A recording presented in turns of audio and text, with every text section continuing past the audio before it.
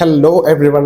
അപ്പം ഈ ഒരു വീഡിയോ നമ്മൾ യൂഷ്വൽ ഒരു ഇൻട്രോ ആ ഒരു പാറ്റേണൊക്കെ മാറ്റി പിടിച്ച ഒരു നോർമൽ ഒരു സാധാ വീഡിയോ, ഒരു ഭയങ്കര ഇമ്പോർട്ടൻ്റ് ആയിട്ടുള്ള ഒരു ഇൻഫർമേഷൻ പാസ് ചെയ്യാൻ വേണ്ടിയിട്ടാണ് ഈ ഒരു വീഡിയോ ചെയ്യുന്നത്. സോ അപ്പോൾ ഈ വീഡിയോ എന്തായാലും സ്കിപ്പ് ചെയ്യാതെ ഫുള്ള് കാണുക.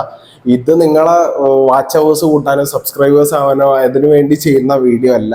നിങ്ങൾക്കൊരു ഇൻഫർമേഷൻ, ഭയങ്കര ഇമ്പോർട്ടൻ്റ് ആയിട്ടുള്ള ഒരു ഇൻഫർമേഷൻ പാസ് ചെയ്ത് തരാൻ വേണ്ടിയിട്ടാണ്. സോ ഈ വീഡിയോ നിങ്ങൾ എന്തായാലും ഫുള്ളി വാച്ച് ചെയ്തിട്ട് നിങ്ങൾക്ക് റിലേറ്റബിൾ ആയിട്ട് തോന്നുന്നുണ്ടെങ്കിൽ നിങ്ങൾക്ക് ഇമ്പോർട്ടൻ്റ് ആയിട്ടുള്ള ആൾക്കാർക്ക് എന്തായാലും ഈ വീഡിയോ അയച്ചു കൊടുക്കുക. എന്താണെന്ന് വെച്ചിട്ടുണ്ടെങ്കിൽ നിങ്ങളിപ്പം ഈയിടെ ആയിട്ട് ഒരാൾക്ക് കോൾ ചെയ്യുന്ന സമയത്ത്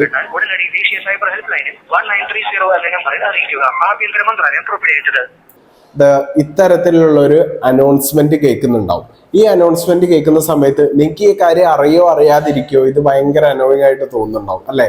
പക്ഷെ ഇത് ഭയങ്കര ഇമ്പോർട്ടൻ്റ് ആയിട്ടുള്ള ഒരു കാര്യം തന്നെയാണ്. കാരണം എന്താണെന്ന് വെച്ചിട്ടുണ്ടെങ്കിൽ പലതരത്തിലുള്ള സ്കാമുകൾ ഇപ്പം നടക്കുന്നുണ്ട്. ഇതില് കോള് വഴി KYC അപ്ഡേറ്റിന്, ഡിജിറ്റൽ അറസ്റ്റിന്, അങ്ങനെ എന്നൊക്കെ പറഞ്ഞ് പല സംഭവങ്ങളും കേരളത്തിന് പുറത്തും പല സ്ഥലത്തുമായിട്ട് നടക്കുന്നുണ്ട്. ചിലതൊക്കെ അറിയുന്ന ആൾക്കാരാണെങ്കിൽ കൂടി ചിലതൊക്കെ അറിയാത്ത ആൾക്കാരാണ് നമ്മളെല്ലാവരും അല്ലെ. എല്ലാം ഒന്നും എല്ലാവർക്കും അറിയില്ല. അപ്പം കുറച്ച് എൽഡേഴ്സ് ആയിട്ടുള്ള ആൾക്കാർക്ക് അല്ലെങ്കിൽ ആ ഒരു ജനറേഷൻ ഗ്യാപ്പ് ഉള്ള ആൾക്കാർക്കൊന്നും ഇതിനെപ്പറ്റി തീരെ ഐഡിയ ഉണ്ടാവില്ല. മേ ബി ന്യൂസ് ഒക്കെ ഫോളോ ചെയ്യുന്ന ഒരാളാണെങ്കിൽ എന്തായാലും കുറച്ച് കാര്യങ്ങളൊക്കെ അറിയാം. ബട്ട് സ്റ്റിൽ ഇത് ഏതൊക്കെ രീതിയിൽ വരും, എങ്ങനെയൊക്കെ വരും എന്നുള്ള കാര്യം എന്തായാലും എല്ലാവർക്കും അറിയാൻ ചാൻസ് ഇല്ല. അതുകൊണ്ടാണ് ഞാൻ ഈ വീഡിയോ എന്തായാലും ചെയ്യാന്ന് വിചാരിച്ചിട്ട് നിങ്ങൾക്ക് പ്രസന്റ് ചെയ്യുന്നത്. എന്താണെന്ന് വെച്ചിട്ടുണ്ടെങ്കിൽ ഈ കഴിഞ്ഞ ദിവസം എൻ്റെ ഫിയാൻസ് അല്ലാന്നുണ്ടെങ്കിൽ നമ്മുടെ പ്രിയതമയ്ക്ക് ഒരു മെസ്സേജ് തന്നു, വാട്സപ്പ് മെസ്സേജ്. ഇത് കാനറ ബാങ്കിന്റെ ഒരു ജസ്റ്റ് ഒരു സിമ്പിൾ, ഈ ഒരു സിമ്പിൾ ക്ലിക്ക് ചെയ്ത് കഴിഞ്ഞാൽ തന്നെ തീരെ ഒരു ക്വാളിറ്റി ഇല്ലാത്ത ഇമേജ് ഒക്കെ വെച്ചിട്ടുള്ള ഒരു DP ഒരു സാധാരണ ഒരു മൊബൈൽ നമ്പറിൽ നിന്ന് +91 തുടങ്ങുന്ന ഒരു മൊബൈൽ നമ്പറിൽ നിന്ന് ഒരു മെസ്സേജ് വന്നു. നിങ്ങളുടെ KYC എക്സ്പയർ ആയിട്ടുണ്ട്, അതുകൊണ്ട് നമ്മുടെ ബാങ്കിന്റെ ആപ്പ് ത്രൂ ഇത് പെട്ടെന്ന് തന്നെ അപ്ഡേറ്റ് ചെയ്യാമെന്നും പറയാണ്ടിട്ട്. അപ്പൊ ഈ മെസ്സേജ് കണ്ടപാടെ അവള് ലോയറാണ്. സോ അതുകൊണ്ട് അവൾക്ക് കുറച്ച് ടെക്നിക്കൽ ടൈംസ് അറിയാം. പിന്നെ അതേപോലെ തന്നെ ആ ഒരു നിയമവശങ്ങളും കാര്യങ്ങളൊക്കെ അറിയുന്നതുകൊണ്ട് അവൾ എനിക്ക് അയച്ചിട്ട് ചോദിച്ചു, ഈ ഒരു സംഭവം എനിക്ക് വന്നിട്ടുണ്ട്, ഇത് സ്പാം ആണെന്നൊന്ന് വെരിഫൈ ചെയ്യാൻ പറഞ്ഞു. അത് ഒറ്റ നോട്ടത്തിൽ തന്നെ എനിക്ക് കണ്ടപ്പോൾ തന്നെ മനസ്സിലായി സ്പാം ആണെന്ന്. അവൾക്കുള്ള സംശയം പോലെ തന്നെ സ്പാം ആയിരുന്നു അത്. കാരണം വെച്ചിട്ടുണ്ടല്ലോ, വന്നിട്ടുള്ള നമ്പർ ഒരു വെരിഫൈഡ് നമ്പർ അല്ല, ബാങ്കിന്റെ നമ്പർ അല്ല, അതേപോലെ തന്നെ ബാങ്ക് സ്റ്റാഫോ കാര്യങ്ങളൊന്നും ഒരിക്കലും നമുക്ക് അങ്ങനത്തെ ഒരു മെസ്സേജും അയക്കില്ല. അപ്പം ആ ഒരു സംഭവം വെച്ചിട്ട് എനിക്ക് മനസ്സിലായി ഇപ്പൊ ഇതുപോലെ പല ആൾക്കാർക്കും പോകുന്നുണ്ടാവും. അപ്പൊ ഇതിനെപ്പറ്റി ഒരു ഐഡിയ ഇല്ലാത്ത, അല്ലെങ്കിൽ ടെക്നിക്കൽ ടേംസ് അത്രയ്ക്ക് ഫെമിലിയർ അല്ലാത്ത ഒരുപാട് ആൾക്കാർ നമുക്ക് ചുറ്റിലുണ്ട്. നമ്മുടെ പാരന്റ്സ് ആയാലും കുറച്ച് എൽഡേഴ്സ് ആയിട്ടുള്ള ആൾക്കാരായാലും മേ ബി നമ്മുടെ കൊളീഗ്സ് ആയിക്കോട്ടെ, ഏത് ആൾക്കാരായാലും ടെക്നിക്കൽ ടേംസ് അത്ര ഫെമിലിയർ അല്ലാത്ത ഒരുപാട് ആൾക്കാരുണ്ടാവും. അപ്പൊ അവരൊക്കെ ഈ ഒരു സ്പാമിലേക്ക് വന്ന് ചാടാൻ വേണ്ടി ഒരുപാട് ചാൻസ് ഉണ്ട്.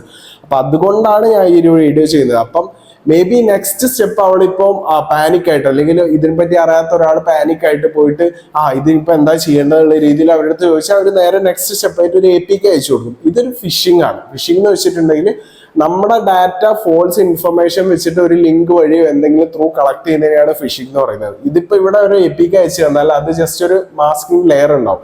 ആ ലെയറിൽ മാത്രം നമുക്ക് മേ ബി ആ ഒരു ബാങ്ക് ആപ്പിന്റെ സെയിം സംഭവം ഇന്റർഫേസ് അവർ ക്രിയേറ്റ് ചെയ്യും. ആ ഒരു UI പോലെ നമുക്ക് ഫീൽ ചെയ്യും. ആ ഒരു ഇന്റർഫേസ് നമുക്ക് തോന്നും ഇത് ശരിക്കുള്ള ബാങ്ക് ആപ്പ് ആണെന്ന്.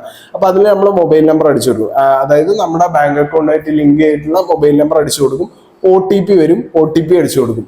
ഇത്രേ വേണ്ടുള്ളൂ. അവർക്ക് ഈ ഒരു ഡീറ്റെയിൽസ് മാത്രം കിട്ടിയാൽ നമ്മുടെ ഫോണിലുള്ള നമ്മുടെ പാസ്വേഡ്, ബാങ്ക് അക്കൗണ്ടിന്റെ ഡീറ്റെയിൽസ്, അതേപോലെ നമ്മുടെ ഫോണിലുള്ള എല്ലാ ഡാറ്റയും അവർക്ക് ബ്രീച്ച് ചെയ്തെടുക്കാൻ പറ്റും. ഈ ഡാറ്റ ബ്രീച്ച് നടന്നു കഴിഞ്ഞാൽ നമ്മുടെ ഫോണിലുള്ള എല്ലാ ഡീറ്റെയിൽസും അവർക്ക് കിട്ടിക്കഴിഞ്ഞു. ഇതിൽ കൂടുതൽ അവർക്ക് വേറെ ഒന്നും ആവശ്യമില്ല. മേ ബി ആ ഒരു OTP കൂടെ അടിച്ചു കഴിഞ്ഞാൽ അടുത്ത സ്ക്രീന് വരിക പോലും ഉണ്ടാവില്ല. അപ്പൊ ഈ ഡീറ്റെയിൽസ് അടിച്ചു കഴിഞ്ഞാൽ നമ്മൾ മേ ബി ഈ സ്പാമേഴ്സിന്റെ അടുത്ത് വരും, ഈ ആപ്പ് വർക്ക് ആവുന്നില്ല, അപ്പത്തെ നമ്മൾ ബ്ലോക്ക് ചെയ്ത് കഴിയും. കാരണം അവർക്ക് വേണ്ട ഡീറ്റെയിൽസ് കിട്ടിയിട്ടുണ്ടാവും. അപ്പൊ ഈ ഒരു സ്കാമെന്ന് നിങ്ങൾ രക്ഷപ്പെടണം എന്നുണ്ടെങ്കിൽ കറക്റ്റ് ഈ ലൈക്ക് ഞാൻ പറയുന്ന ഈ ചെക്ക് പോയിന്റ്സ് ഒക്കെ ഒന്ന് ചെക്ക് ചെയ്യാം. നമുക്ക് ഒരിക്കലും ബാങ്ക് ഒരു നോർമൽ നമ്പറിൽ നിന്ന് വന്നിട്ട് നിങ്ങളുടെ KYC അപ്ഡേറ്റ് ചെയ്യണോ അല്ലെങ്കിൽ വേറെ എന്തെങ്കിലും കാര്യങ്ങൾ അപ്ഡേറ്റ് ചെയ്യാനായിട്ടെന്ന് പറഞ്ഞാൽ ഒരു ബാങ്കിൽ നിന്നും അൺവെരിഫൈഡ് ആയിട്ടുള്ള ഒരു നമ്പറിൽ നിന്നോ അല്ലെങ്കിൽ അങ്ങനെ ഒരു അക്കൗണ്ടിൽ നിന്നോ ഒരു മെസ്സേജും മെയിലോ SMS വാട്സപ്പോ ഒന്നും അയക്കില്ല. ഒരു വെരിഫൈഡ് ആയിട്ടുള്ള മെയിൽ ഞാൻ ഇവിടെ കൊടുക്കാം. അതേപോലെ തന്നെ വെരിഫൈഡ് ആയിട്ടുള്ള BNK എന്ന് പറഞ്ഞിട്ട് ഒരു ഇതെന്നായിരിക്കും വാട്സപ്പ് ത്രൂ വരികയാണെങ്കിൽ വരിക. അതൊക്കെ വെരിഫൈഡ് ആയിട്ടുള്ള അക്കൗണ്ട്സ് ആയിരിക്കും. ബാങ്കിന്റെ. അതിൽ നിന്ന് മാത്രം SMS ആയാലും എന്ത് ത്രൂ ആയാലും വെരിഫൈഡ് അക്കൗണ്ട്സ് മാത്രമേ വരൂ. അല്ലാതെ കാനറ ബാങ്കിന്റെ ഒരു സിമ്പിൾ ഉള്ള ഒരു അല്ലാതെ ഏത് ബാങ്കിന്റെ ആയാലും ഏത് ബാങ്കിന്റെ സിമ്പിൾ ഉള്ള ഒരു പഞ്ചാബ് നാഷണൽ ആയാലും SBI ആയാലും ഏത് ബാങ്കിന്റെ ഒരു സിമ്പിൾ ഉള്ള ജസ്റ്റ് ഒരു DP വെച്ചിട്ട് ഏതെങ്കിലും നമ്പറിന് റാൻഡം നമ്പറിന് ബിസിനസ് അക്കൗണ്ടിൽ നിന്ന് വന്നിട്ട് ഒരു മെസ്സേജ് അയച്ചിട്ട് ഇത് നിങ്ങളെ KYC അപ്ഡേറ്റ് ചെയ്യാൻ വേണ്ടിയിട്ടാണ് മറ്റേതിനാ മറിച്ചതിനാന്നൊക്കെ പറഞ്ഞാൽ എന്ത് മെസ്സേജ് ആണ് അതിൽ കയറി ക്ലിക്ക് ചെയ്യാനോ അവരടുത്ത് റെസ്പോണ്ട് ചെയ്യാനോ പോലെ സ്പോട്ടിൽ ബ്ലോക്ക് ചെയ്യുക ഒഴിവാക്കുക, അത്രേ ചെയ്യേണ്ടുള്ളൂ.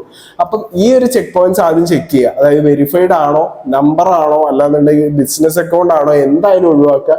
വെരിഫൈഡ് ആയിട്ടുള്ള ബാങ്ക് അക്കൗണ്ടിൽ നിന്ന് മാത്രമേ, അല്ലെങ്കിൽ ബാങ്ക് ഇമെയിൽ അല്ലെങ്കിൽ ബാങ്ക് SMS അയക്കുന്ന വെരിഫൈഡ് ആയിട്ടുള്ള നമ്പറിൽ നിന്ന് മാത്രമേ ഇത്തരത്തിലുള്ള എന്ത് ഇൻഫർമേഷൻ നമുക്ക് വരുള്ളൂ.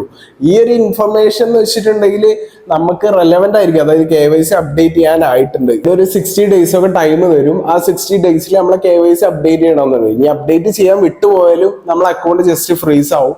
നമുക്ക് പോയിട്ട് ഇത് ആക്ടിവേറ്റ് ചെയ്യാൻ വേണ്ടിയിട്ട് ജസ്റ്റ് ആധാർ കാർഡോ ഫോട്ടോയോ അങ്ങനെ എന്തെങ്കിലും കൊടുത്തു കഴിഞ്ഞാൽ അത് ആക്ടിവേറ്റ് ചെയ്തോളൂ. അത് നിങ്ങൾ പാനിക്കായിട്ട് ഇപ്പൊ തന്നെ ചെന്ന് ചെയ്യണം അങ്ങനെയൊന്നും ഒരു നിയമവും ഇല്ല.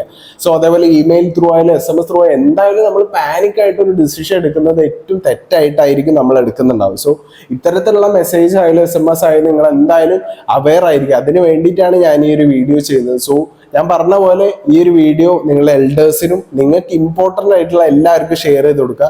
ഇത്തരത്തിലുള്ള സ്പാമുകൾ ഒരുപാടുണ്ട്. ഇപ്പൊ ഞാൻ കഴിഞ്ഞ ദിവസം ഒരു സ്പാമിനെ പറ്റി ഒരു വീഡിയോ ചെയ്തിട്ടുണ്ടായിരുന്നു, ടെക്നോഗ്രഫി എന്ന് പറഞ്ഞിട്ടുള്ള. അപ്പൊ അതിന്റെ ഡീറ്റെയിൽസ് അറിയണമെന്നുണ്ടെങ്കിൽ എന്റെ ചാനലോ അല്ലെങ്കിൽ യൂട്യൂബ് ലൈക്ക് ഇൻസ്റ്റാ ഹാൻഡിലോ എന്തെങ്കിലും ചെക്ക്ഔട്ട് ചെയ്ത് കഴിഞ്ഞാൽ നിങ്ങൾക്ക് അവിടെ കിട്ടും അതിന്റെ ഡീറ്റെയിൽസ്. സോ എന്തായാലും ഈ ഒരു വീഡിയോ മറ്റുള്ളവർക്ക് എല്ലാവർക്കും ഷെയർ ചെയ്ത് കൊടുക്കുക. അപ്പൊ ഈ ഒരു സ്പാമിൽ ആരും വീഴാതിരിക്കട്ടെ.